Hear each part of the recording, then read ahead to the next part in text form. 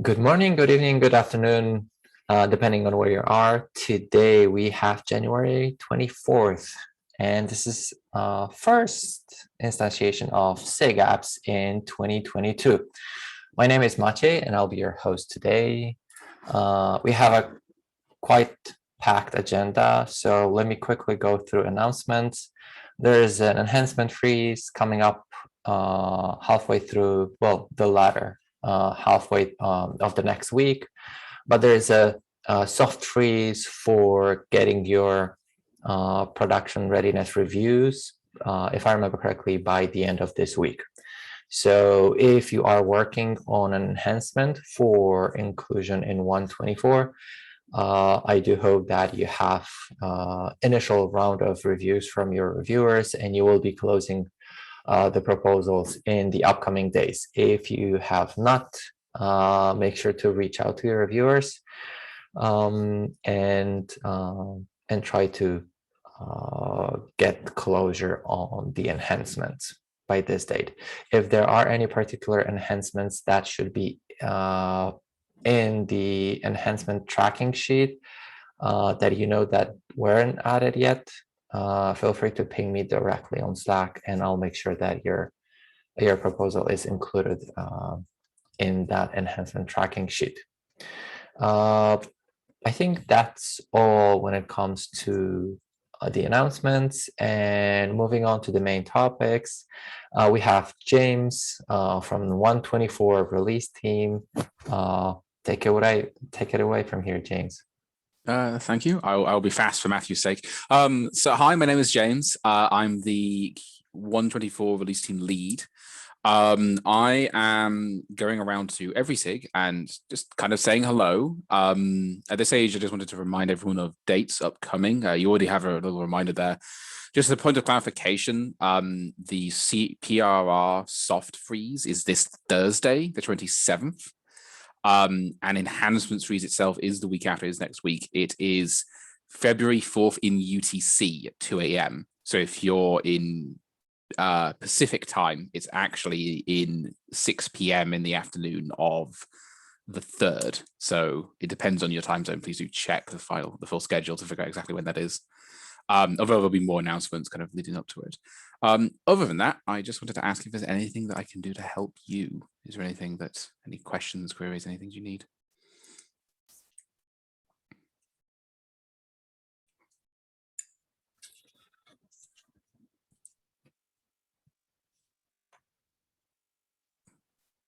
I hear no questions. So if I remember correctly, James and the entire release team is available for you to ask any questions you might have on the SIG release Kubernetes Slack channel.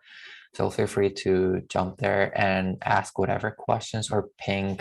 I'm pretty sure that James don't mind pinging directly if you have any questions that you are afraid to ask in a more public venue. So. Yep, absolutely. Cool. Thank you very much, James. We can probably let you go by now. You don't have to stick till the end of this call, but you're more than welcome to stay with us. On to the next topic. Matthew, I requested to be as soon as possible because you want to catch up on the rest of your night before hitting the next day. So take it away from here. Hey, everyone can hear me, right? Loud and clear. Cool. So just for context, it is 4 a.m. my time, so if I speak like I'm drunk or something, it's because I might as well be. I just literally woke up so I could present this. So hopefully everyone else has read what I'm proposing and can kind of discuss it without me answering too many questions. But the context here is that for a very, very long time, so for context about me, just maybe give some more context there as well, because I'm obviously a new face and this is quite a large proposal. So I'm from the Kubeflow and Airflow communities. I'm one of the leads of Kubeflow, and I'm also I make the Helm chart for Airflow, which are two big data products used on Kubernetes. Big data as in they're big, not that they process big data. And one of the big problems for a lot of them is around is around running data tools often have this master worker paradigm. And that's where this kind of started from, which is that when you want to be able to scale down the number of workers, you don't want to randomly kill the workers. Like that's kind of the concept. You don't want to randomly kill the workers because sometimes there are more opportunistic workers to kill than others. That's kind of the idea. But that kind of led me to realizing there's a whole bunch of different community proposals around the scaling behavior of replica sets. And so I thought it would be more sensible to effectively have a customizable situation where anyone can implement various APIs. And as we go forward, we'll probably end up with a couple of these. So effectively the idea here is that right now the replica set scale down behavior is hard coded, meaning with regards to which pod is chosen when a scale down happens. You know, you scale from 3 replicas to 2, it randomly picks one of the pods. No, it doesn't randomly pick, sorry. It's hard coded in the sense that it starts off by killing any inactive pods, like any non-ready pods, unschedulable or pending, whatever. And then it goes to newest pods by creation date. I think actually as of 123, it's logarithmically binned, which is kind of crazy, and I can't be bothered explaining it here if you don't know about it. But it's a very non-intuitive behavior, that one. And then the next behavior is node density. So the pod with the most, the node with the most pods on it is the pods from that node are killed first, and then after that it's truly random. Now, anyway, the proposal here is that we have a new field added to the replica set. So again, I am not super familiar with the process of contributing to Kubernetes since like 2015. So please, everyone, someone else is going to have to help me with that. I probably won't also have enough time to contribute a lot of code to this. I've done a lot of design work here that can actually be just translated into Go code if you wanted, like pseudocode. But that's just context there. So yeah, I'm just gonna let everyone else talk now. So if anyone has any questions about this, please shoot. I remember commenting, I can't remember whether that was in this proposal or in the mailing list. I was asking about the recent edition that Mike did about randomization of the scaling down, because that partially addresses your second example, because the majority of your description is probably best expressed through the examples, as you said yourself in the issue. Does your random is similar to what we already have implemented? I can't remember what is the state of that particular feature. No, I think you might be misunderstanding the examples. But in my mind, the random one here, it's, if you read what it says, it's kind of like an implied random. Anyway, so there's effectively the API that we're adding, or I'm proposing to add, is a list. Wherever it ends up living, whether it ends up living directly on this root of the spec and replica set, who knows? But the idea is that it's a list element, and when that list is empty, there's kind of an implied random choice, because it just needs to be there for safety. Otherwise we could end up in a situation where the scheduler doesn't know which pod to kill. A more advanced random, like what's described in the one that just got merged with the logarithmic binning, in my mind would actually be one of the APIs, would be an element, would be a choosable element of the list, because it's such an advanced piece of behavior. It's not always safe to do because it can take time, but more than that, it may not be the desired behavior of the user. So there's the whole point about this feature is to just say we're going to stop making assumptions about what the user actually wants, and we're going to ask them directly. And if they don't specify, we can default to current behavior. If they explicitly specify an empty list, it will always be truly random. Just like, you know what I mean? That's the concept, right? That's the proposal, at least. Again, anything is up for debate. That is the whole point of discussing it here before we raise any sort of proposal. Does anyone else have any questions, concerns about this topic?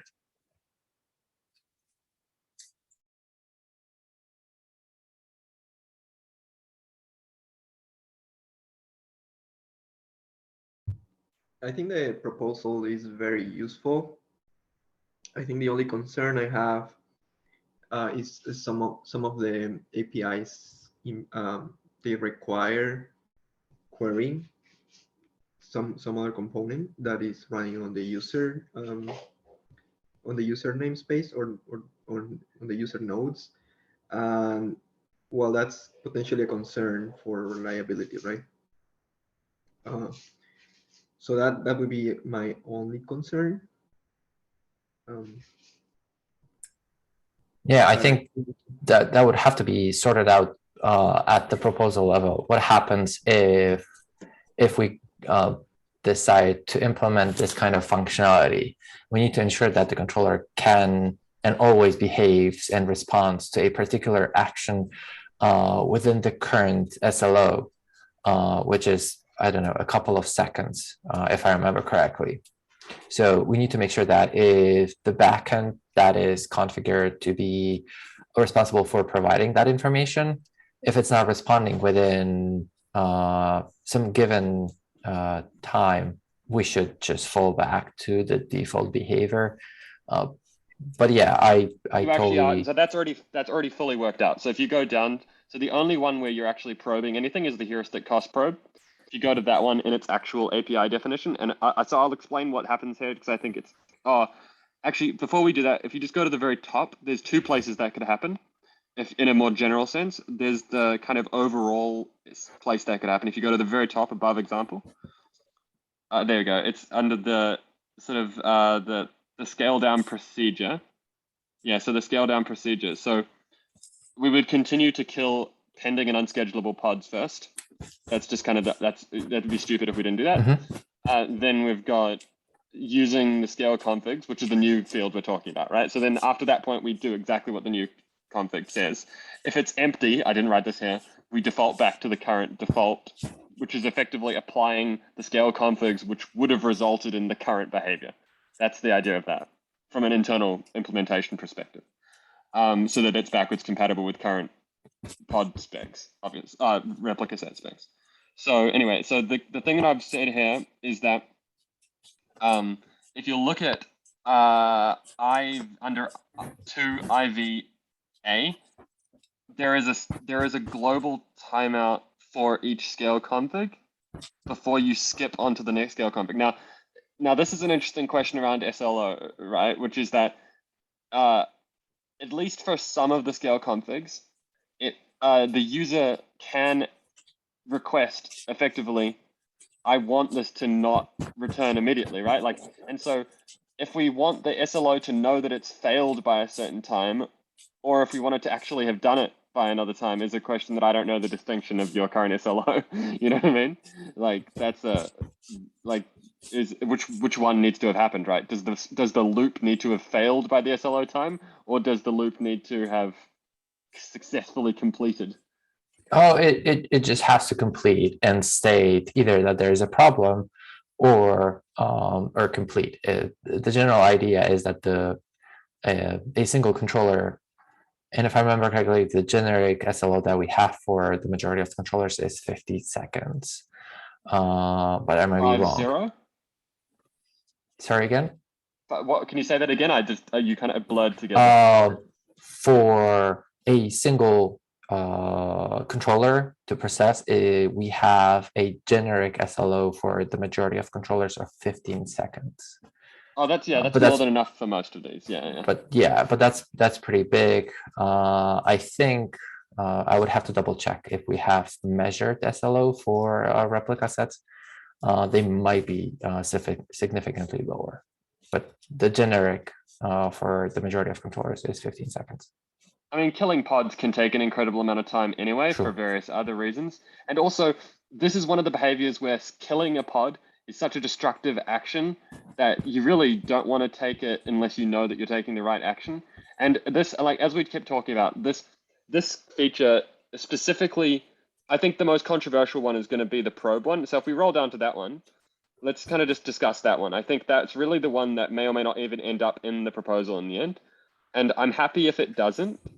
Not the example. So like I'll explain what it is first, and then I'll show you how it actually works. Just if that's all right. Go ahead. I think this is the most controversial one, so I think this is a good one to discuss. So the heuristic cost probe is effectively the thing that everyone who's building these kind of worker, master, whatever the heck you want to call them, or even other types of apps that I can't even imagine. Anything which the app itself knows what is best. There's two kind of possibilities. The first is that there's a central system which knows the cost of killing every pod, in which case that's super easy. We can just ask that central system. And that's actually not this example. That's example 3. But so if we forget about that one for a second, now let's think we're really lazy and we either don't have a central system, or we don't want to make one, or our app is so simple and never going to be scaled big enough that it's going to be a problem. So instead, we just write a thing which probes the pod before it kills it. Now, in this case, you can probe it with a rest command or an X command, just like any normal probe. The probes are slightly different though, because we read the last line of standard out as an integer from 0 to infinity, with 0 being a special meaning slightly. So there's a major problem with this particular approach because the controller does not have access to the containers. The current probes that you are thinking of are being executed by the kubelet, who is talking directly with the container runtime and is executing those appropriately. The replica set controller, which runs as part of the kube controller manager, it can be either separate pod in the cluster or a separate binary somewhere else, will not have. So that's something that I'll be very cautious, because basically in that case, because in your case, if we want to execute a command in a container, a kube controller manager would have to create the container and execute the command and get the output, which will be costly, and I'm not sure that's something that we would want to do. So honestly, what you're saying actually makes this much better, because I'm assuming the kubelet will execute a lot of these commands in parallel. Kubelet, yes, but kube controller manager exactly won't have access to it. But that's fine. But I'm imagining that it is possible, probably. I mean, we can. If it's not possible, we can make it happen. Because it's not as dangerous for the place where the place where you're talking about, the scheduler place. I've honestly, my brain is too tired. Controller. The controller manager the replica set controller. The replica set controller. That can probably patch either a status or an annotation field on the pod, which marks it to be probed with a specific probe by the kubelet, which then updates a status field with the resulting cost from it. Because the whole, you know what I mean? And then we consume that again. And then it also can probably, again, and in this case, because it's heuristic, it's actually a sample. So it's like the scheduler, the flow of this would be that the scheduler decides the sample. It then marks those pods for probing. It sounds very alien. Marks those pods for probing.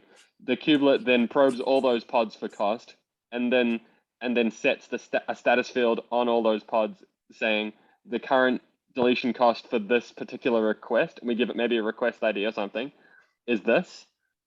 And then the scheduler then reads that status field and goes, and then it makes a decision as to which one to kill from the sample. Is that acceptable, you think? I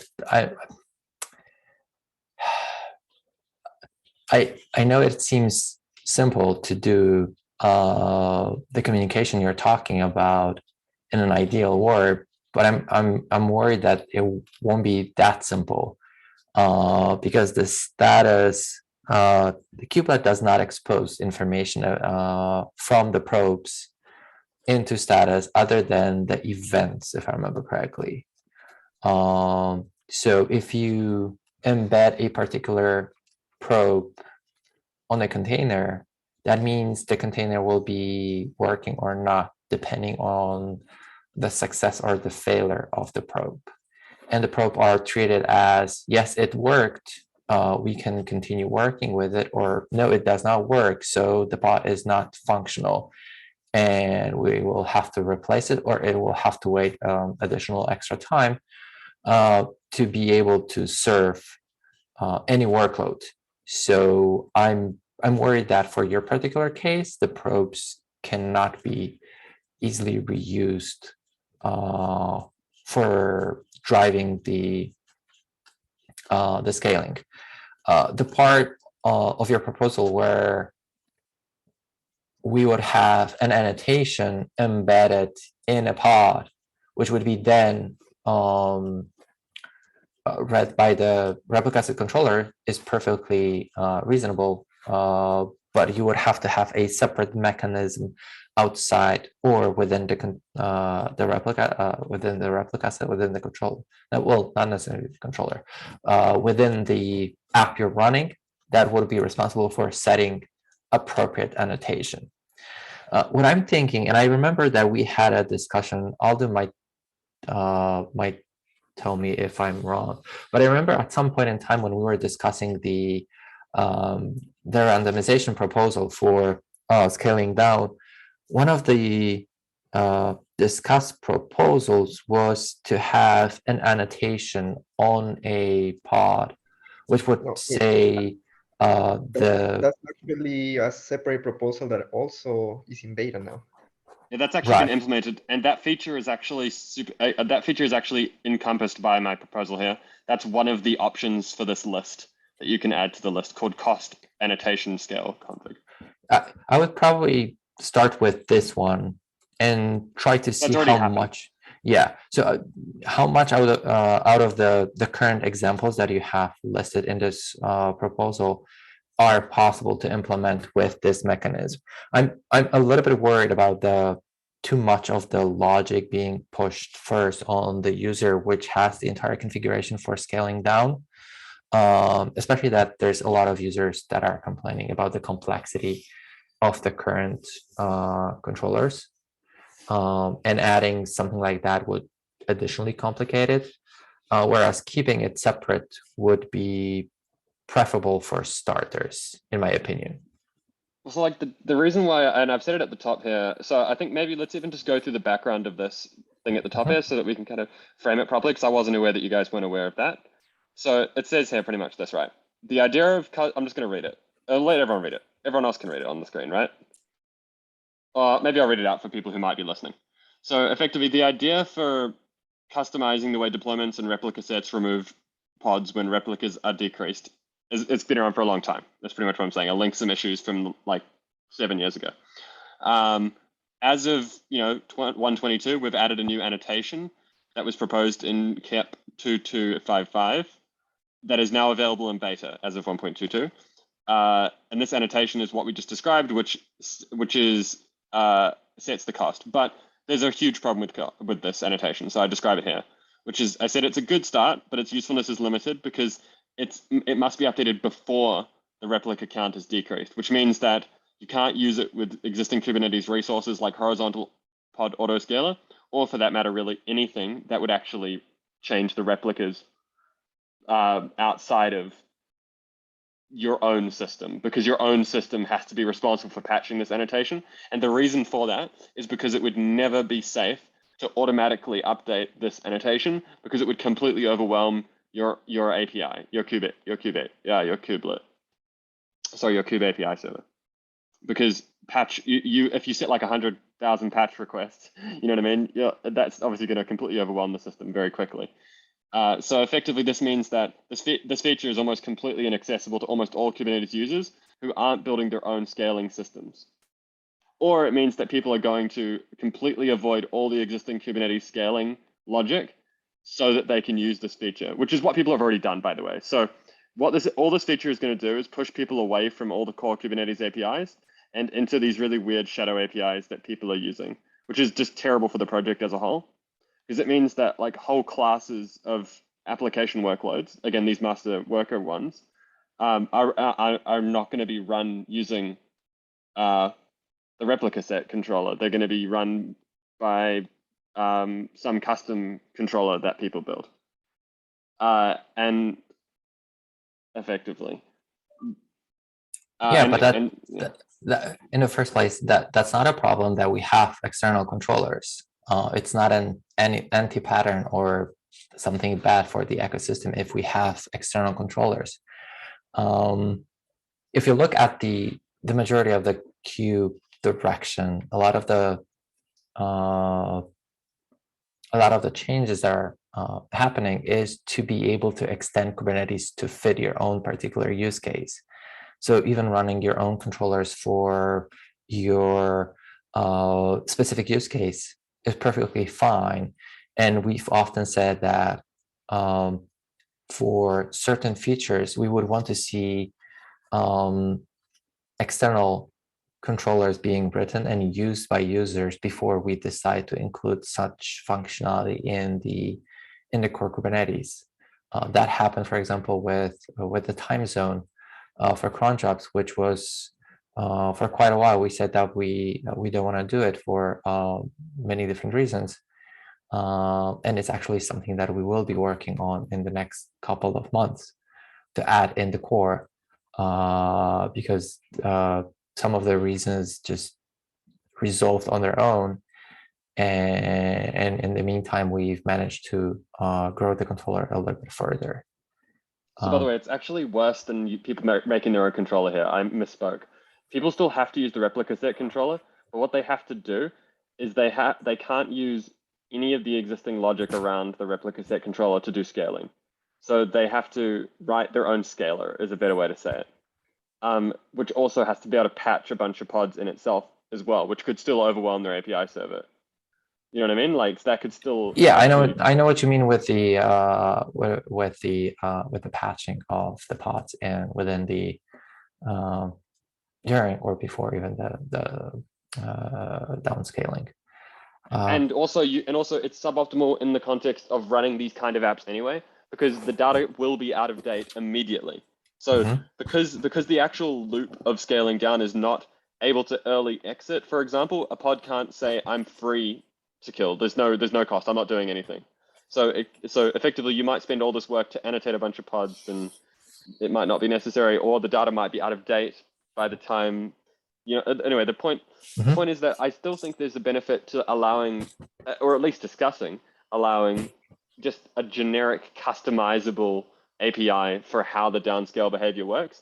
And I think you'll see, even from my random post here, 2 people have randomly stumbled across it, users, and other people have already started discussing this proposal in other issue trackers. So I've now opened Pandora's box, and I think a lot of people want this feature. I think a lot of people are going to start demanding this feature. I mean, I'm always a fan of starting simple, and at least 2 or 3 of your proposals would be hard to implement. But maybe we could start with just the API bits, where you would always will solve it. The API one will solve it for most people. You would basically have an external endpoint that the controller reaches, gets the information about the costs. And I'm slightly worried about the unnecessary complication through introducing yet another API for expressing how to scale the pods in a particular. Oh no, the concept here would be that all other APIs get superseded by this. All others become depreciated when this becomes a thing. Like that, because like using annotations is ugly. This actually doesn't remove those annotations, by the way. It actually, as I said, because the default behavior is just to use the annotation that's currently there with one. So again, it's a list, right? And if you scroll down to the next section, there's 5 things that can be in that list. The first one, this is the object type. So it's kind of like a volume type. That's why it looks like this. Where you've got like you've got a name, which has been a type of that field, and only one of them can be filled. You know what I mean? That's kind of the concept. And you have a list of these objects. The first one being cost annotation, which is the one that we just talked about. So that one will still be there if users happen to be depending on it. I don't think many are, but if they happen to be depending on it, they can use it. And also it's required for the default to be the same as the current behavior. But because this is a beta feature, there is a discussion about just removing this because it's inherently inferior to this approach, the API approach anyway. That might just be a discussion. The the next option is this API one, which which I think is by far the most useful because it works in 100% of cases and can be implemented. Effectively, the idea is rather than probing each of the individual pods, you probe an external system with an HTTP post request. And effectively, you implement the API, which I describe above, which is effectively you request a number of pods and you send it a list of pods. Because the way that this list works is that as you go through the list, you're actually removing candidates. So you're only you send all of the current running pods to the first element of the list. If the first element of the list is able to decide which of the pods it should kill based off its own internal metrics, it just returns you the list of pods you should kill. If you've asked for 5 pods to kill and you've sent it 10 pods and it knows which 5 to kill, it will send you back 5 pod IDs.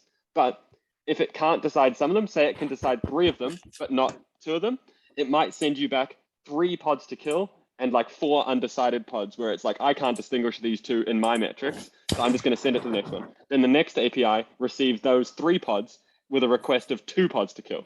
You know what I mean? That's the actual flow. So this API is actually just that implemented as a REST API. You know, that's. Yeah, I would probably start with that one. And well, we also need to implement the other 3 as well, because they become, because again, so that the default behavior, the implied default, can be the default that is currently. We still need to implement cost annotation probe, node replica set scale, and pod age scale, because those 3 combined are the current behavior. So that would basically mean if you don't have the API scale config set, you will always fall back to the current behavior. Well, we could do that as well. So what I was thinking more is like users can actually, my thought, you're completely correct that that's one of the options. We just have an if statement effectively, which says, is it set? If it's set, then use this new API, which only has cost API scale config. Is that what you're proposing? Yeah, basically that. Because I'm not imagining folks who has their own workloads already running, rewriting their configuration bits just to align with this new API. That's not how we usually do things. It is that we add additional fields which are optional. And if you specify, then we react. If it's not there, then we just maintain the current behavior. This way, this is backwards compatible, both at the functionality level and at the API as well. I get that. I'm just wondering if it makes sense for people, because people might still like part of the, again, for like the concept of what I was saying, where it's used as the tiebreaker almost, like or in a case of a timeout, potentially it's used as the only option as well. Like, so if the REST API times out, you might still want to not just default to random straight away, but you know, but go to pod age. You know what I mean? And I can't imagine it's that difficult to just modularize the code which is doing the pod age right now, and then just chuck it into an API. I mean, maybe I'm wrong, but make it, but I think the feature is more complete. I agree that getting it in is more important than having it perfect. But yeah, I don't know if it's worth spending those extra cycles to get the to get the more generic ones. And I think that's something for the rest of the people to decide as to what's actually important. But yeah. So is it necessary to have the list of the configs? Wouldn't this make the whole approach less predictable? I'm sorry, can you explain what you mean? No, I mean that if you ask multiple controllers or endpoints what should be the pods deleted, then they can behave like you fall back to another one, and the like in case these endpoints are not behaving properly, you will get more different behavior each time. I think that's dependent on the user's implementation, right? So I didn't really consider the case where you have 2 APIs chained with each other, and I was considering not allowing it at all. But honestly, I don't see there's any reason to not allow it. That is. So again, there's only two possibilities for the list. The first is that all of the pods you need to kill are chosen by the first element of the list, or whichever element you're up to. And the second option is that some aren't, or all aren't returned, and it can't decide all of them, you know? So if it can't decide any of them, all those undecided pods are the only ones that are sent to the next element of the list. So so the behavior is purely defined. I'm a little bit confused. Yeah, I mean, if it is necessary to have this like additional logic for this use case. For which use case? The concept here is this replaces all other scaling behavior use cases.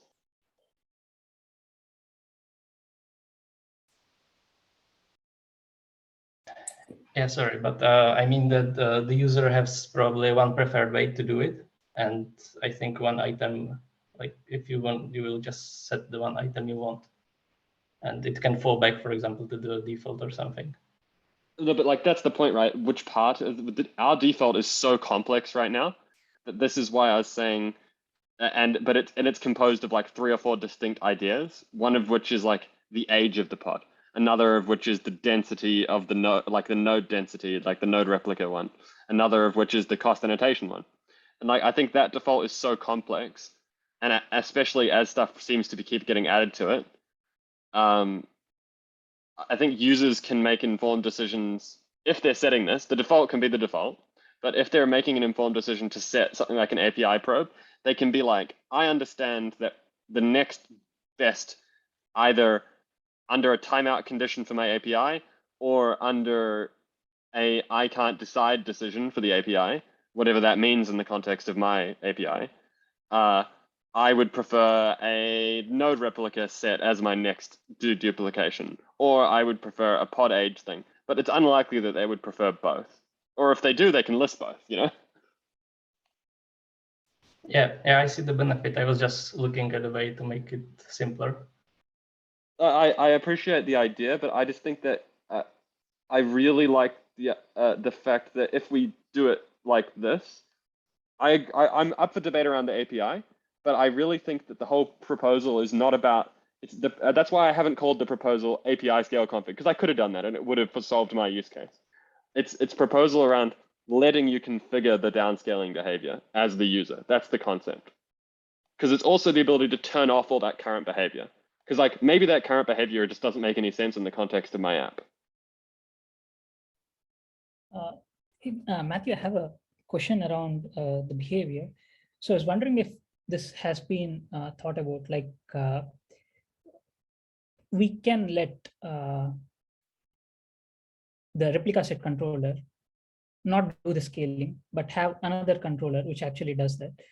Instead of putting the logic in the core controller, because for the most part, as Maciej has mentioned, the existing config itself has lots of parameters that can be tuned, and people are actually getting confused. So adding one more perhaps may be a bit more confusing. And again, this is not me saying that this is the use case that most of the people or most of the users of Kubernetes are behind. I'm not saying that. I do not know at this point of time. But if this is something that has to go into the core controller, would it be beneficial to have this as an external controller first and make sure that the existing replica set controller would not come into the picture and let that the other controller deal with the scale down or scale up? So would it be beneficial doing that way? Because that actually gives us some concrete data to work upon. And then we can tell that, yes, this is something that has been beneficial. Because this is what we used to do with the scheduler as well. Aldo, correct me if I'm wrong there. Like for the new API that we are introducing for batch, I think we had something as a CRD existing for some time. And then we realized this can be brought into core Kubernetes because we noticed that this is a use case that most of the people are interested in. So I'm wondering if this has been thought about, and or in general, what are your thoughts on that? So I'm a little bit unclear on what you're exactly asking. So are you asking if we should make another alternative to the replica set and use that instead? No, I do not know if you're familiar with something called Cruise, Open Cruise. Like they actually enhance the existing controllers the core controllers with some functionality that does not exist within the core. So have you thought about using something like that or having a controller? Well, in this case, it's very explicit. So again, the proposal here is that users should be able to, so like the thing I want people to discuss is, should we allow users to configure the downscaling behavior of replica sets? That part is fine, but how to, like we also want the so like you implementation so there's only one way to right? implement that, right? By changing the replica set controller. No, by letting replica set controller not to do anything in certain conditions is also one way, right? Let that be handled by something else. I don't know what it seems poor form to, I mean, obviously we could add an annotation for the replica set which says the scaling doesn't happen, but that seems like it would violate the SLO, right? If the replicas is no longer, like if you're saying, oh, I'm going to make a system which will which will update, because effectively what would you be saying there is you'd be saying that the replicas spec is like this, the replica field in the replica set is no longer listened to by the replica set controller once this flag is enabled. It seems like a hack. Okay, folks, in the interest of time, I still want to get to Philip's topic. Matthew, for you, my current proposal is try to write Kubernetes enhancements proposal. So you would open a PR against Kubernetes enhancements, and you would have to write down your proposal and get reviews from there. And then we can figure out how to include that in the next releases and the shape of it. So I think the one thing we have found is that let's not put the heuristic cost probe in there.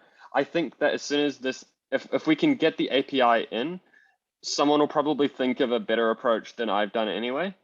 You know what I mean? And so like once this list element exists, it's gonna draw people into it, even if the only element of the list is API cost scale. Yeah, I would not start with a list. I would start with a API scale config as an optional element within the replica set, and start simple. If we find that people will want to have more configuration, we can start discussing eventual options, additional options that we need. Because out of the discussion earlier, it was pretty clear that we would lean towards having an external APIs you would have to talk to before scaling down, and other options are less preferable. I mean, from an implementation perspective, what that will mean is that users will have to store all the information that the replica set controller would currently know in their own external system. Anyway, that's not a discussion for now. So my question for you just about that, because I think it's important for writing this KP, is this is adding a root field. There is currently only 2 root fields to the replica set controller. I assume it can't live under template because that doesn't make any sense. And it can't live under metadata because that doesn't make any sense. Or what's the other field? No, replicas. You would need to also make sure that this is properly stored at the deployment level, because when people are creating deployments, they are then translated into replica set and further down. So you need to take into account deployment and replica set API at the same time. Yeah, of course. But so what I'm saying is it a good idea for us to end up if we're expecting this to become a list, is it a bit dangerous to just create a new replica set root field that's just going to be depreciated as soon as we make it into a list? It won't be a root field. It'll be part of the spec. Yeah, sure. Yeah, of course. So what I'm saying is, when I think of I was saying the root field of the replica set spec, which itself is an element of the root field, obviously. Yeah, but that would be so. I would still start simple and gather opinions, gather feedback, and then we can further decide on the shape of the API. And honestly, I like this idea. I bet you are, because you are the author. So, no, I like your idea. Okay, so basically, I would start writing down what we just discussed here in this proposal. Try to reach some consensus. You can again poke folks on the mailing list, maybe even sending it out to the Kubernetes dev, and gather some feedback. If you have some Twitter reach or some external folks, you can even ask folks in the Kubeflow and Airflow communities about their thoughts about this API, and then we can turn the discussion into the enhancements and slowly start working on the implementation in the next releases. Thank you for your guys' time. I'm a bit wary of just blasting this sort of feature to the world because it will because there are a number of aspects of this which will be very desirable to a lot of people. And so I think we need to think about what's possible to implement sensibly first, and then blast that. You know what I mean? And say, is this enough for you? I think we should start with the constrained version, which I think is exactly what you're saying. Adding one root field to the replica set spec called API scale config. Even just that, calling it that even seems like a good name. And then we can discuss that obviously. And then implementing it almost exactly like I've said here, except when you specify it, it turns off all the current scaling behavior. You know what I mean? Yeah, I think I like that as a proposal. And then so I think what we should do is ask the community, is that enough for you? And if that's the case, then we can implement that. I think that makes sense. Okay, awesome. Thank you very much for your time, guys. Cool. Thanks a lot for waking up this early, or in the middle of the night, basically. It is the middle of the night. Awesome. Thanks, guys. I'm going to drop off, but thank you so much for everyone. If anyone has any questions about either the proposal in its previous state or the proposal in its new state, please just comment on that issue that's here. If you think of anything. Thank you, guys. Thanks a lot. Okay, the next topic is from Philip. Philip, want to discuss your proposal? Yeah, sure. So currently, when you create a new rollout for deployment or scale a deployment, the way how it works is that old pods are terminated or start being terminated, and new pods are created at the same time. And this can cause problems, as I found in a couple of issues. The main problem is that there is a higher resource usage because you need a couple of additional pods running at the same time. And this can be disadvantageous mostly when you roll out a lot of deployments at the same time, or when you have generous termination periods. And I was thinking that this could be fixed by a new feature. Basically, this would allow users to specify that they want to wait for the terminating pods to be terminated before the new pods are scheduled.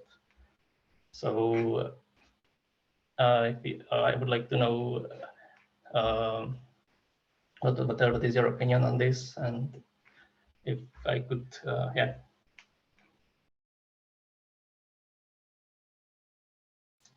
or ask me any questions, I can proceed further with the explanation if that still doesn't make sense.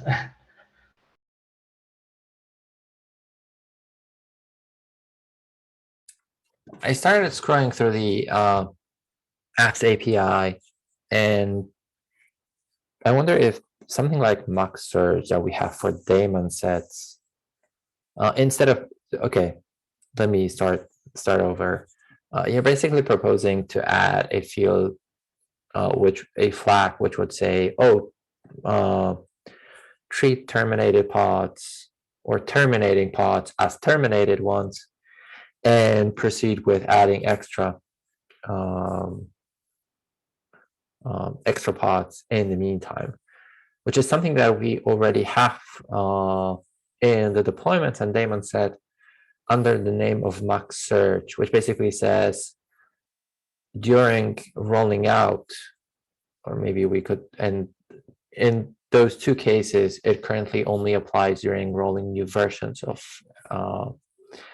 daemon sets or a deployment. But maybe we could expand on the meaning of that field within the replica set and be able to say, oh, well, in any case, we will allow you to run up to 120, 130% of the pods that you nominally would have.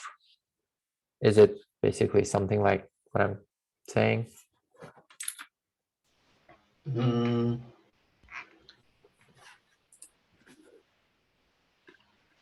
Currently, Yeah, max search for daemon sets and for deployment is basically an optional field, which allows you to define a percentage of extra fields above your defined replicas running. But that particular one is not present in the replica set itself, because replica set slightly differently rolls their changes. But go ahead. I know that mostly when this can be solved when you don't use max search, when you set it to 0. But still, like there is a case when you do a rollout that it will still need at least one pod, which will be above the number of pods set in the replicas.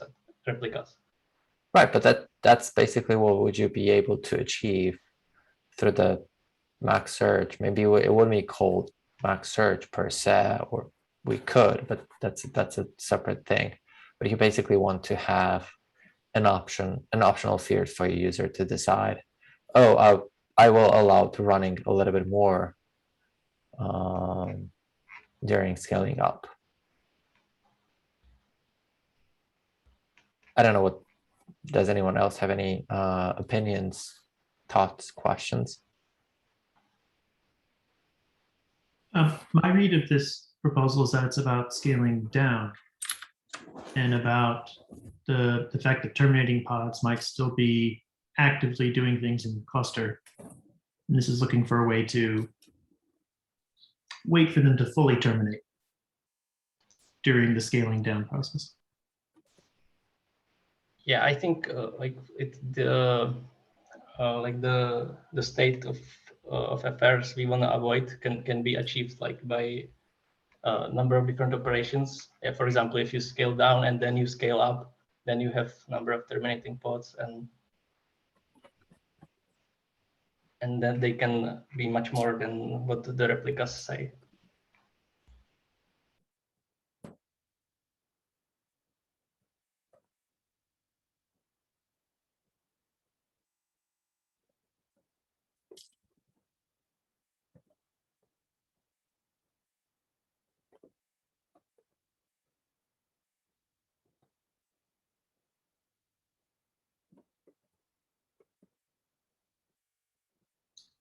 Like even if there was something about surge, the controller wouldn't consider terminating pods, right? Or terminating is not a form of running, so that's not like it wouldn't be counted as part of the surge, right? I don't know what once the pods are terminating, yeah, they are not considered by the controller at all. Yeah.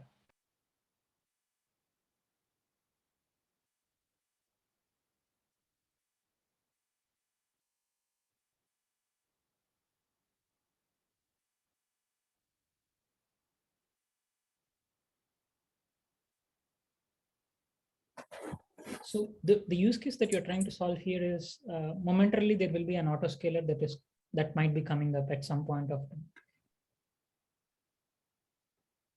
The autoscaler may scale up for the new pod because there are not enough resources on the existing nodes within the cluster. For example, because of anti-affinity or anything. Yes, exactly. Yeah, like this is perhaps going to be a corner case, right? And are the nodes going back down, or they are not happening in autoscaler? Like say, for example, a new node has been spun up to accommodate this particular pod.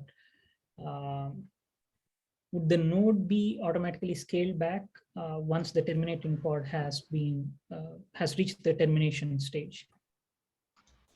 Yeah, I don't know. This occurred in one issue. I don't know about their setup. But also there was like this other issue where like a person has a big max surge, and the pods take a really long time until they terminate. So the cluster, yeah, I have to say that the cluster, the usage of the resources is much higher than the usual. And this depends on the termination period of the pods. So if the pods terminate like faster, then the deployment will be faster depending on that. Yeah, but I think that's a known side effect of max search, right? So we are expecting in those cases that because of the max search, new pods would have been created and they will consume resources along with the existing pods based on the termination time that we have configured, the graceful termination time that we have configured. So I think I'm okay with that, unless the rest of the folks think it's a wrong way. But as far as this particular use case goes, where the node is being created by the node autoscaler, and if it's not scaling back, I think that is a corner case that perhaps needs to be addressed by the node autoscaler, or running descheduler after an autoscaling happens, so that particular node would not have any resources, so that node autoscaler can take it back.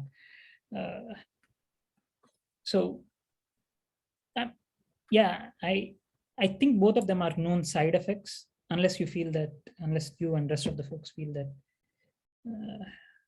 it is. Yeah, I suppose yes, this feature is like for the corner cases, it's not the main use case.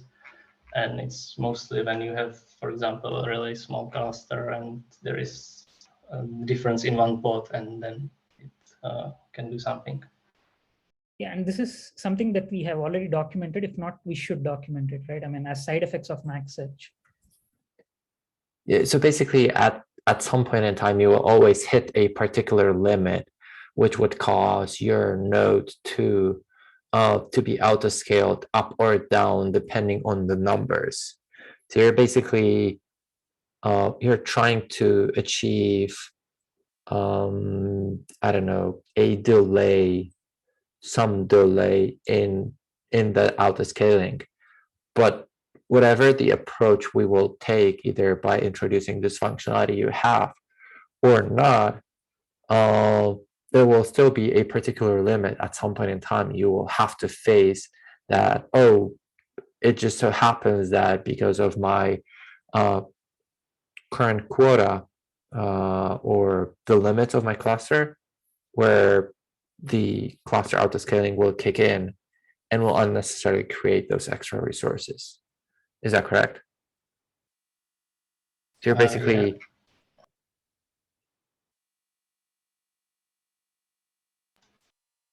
yeah, I suppose, yeah. I don't know. I would probably start with if this is not clear, documenting that by tweaking max search and max unavailable, you can, I don't know, delay your rollout one way or the other, or speed it up. But the risk of I don't know, either hitting your quota, but then at the same time you always have to be aware how much quota you have, how much room you have to be able to work with your application and what to do with it. So yeah. Is there, yeah, I suppose, between unavailable and surge, do one of those numbers account for terminating pods? Or do both of them ignore terminating pods? yeah, both of them Honestly, I don't ignore know. it. I think they ignore it.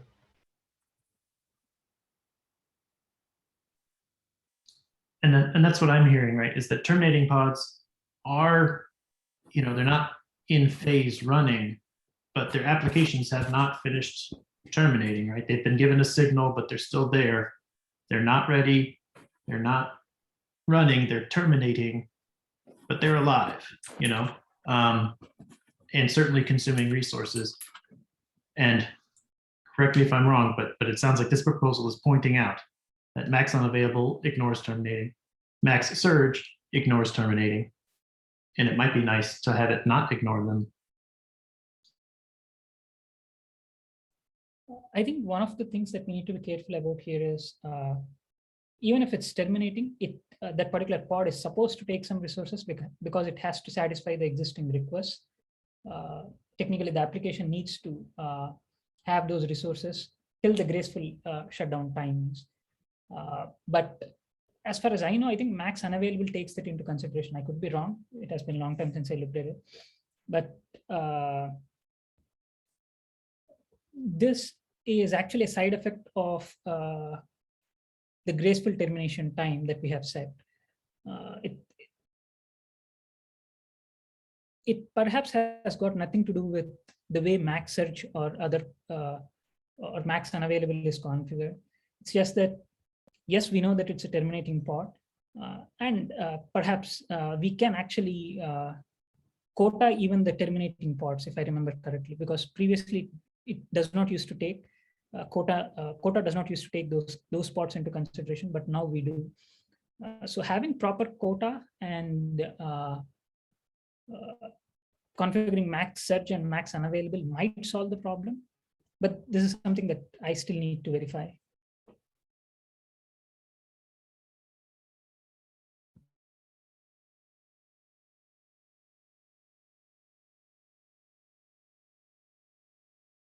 Okay, folks, we're past 4 minutes past top of the hour. Thank you very much all for very Can I jump lively in? discussion. Yeah, go ahead, Phil. Yeah, so the conclusion is, should I then try to match the documentation for the current behavior? Because from the issues I saw, quite some users were not happy about it, because I guess they weren't expecting this to happen and expected the terminating post to be counted. So should the approach be then that we document it better, or should I pursue this as a gap and ask for more information? I would probably start with having an issue opened, and at the same time, write down that we decided initially to better document the situation. If we have more proofs that solving this issue as you proposed would be beneficial for more folks, probably the best option would be for them to vote it up on the issue. Then we can consider implementing that one in the near future. In all other cases, I would fall back to the docs, because that usually solves the most of the cases. Does that make sense? Yeah. Okay. Thank you very much, all. Sorry for the extra 5 minutes. Thank you very much for sticking with us. Enjoy the rest of your day. Thank you. Bye, all. Bye.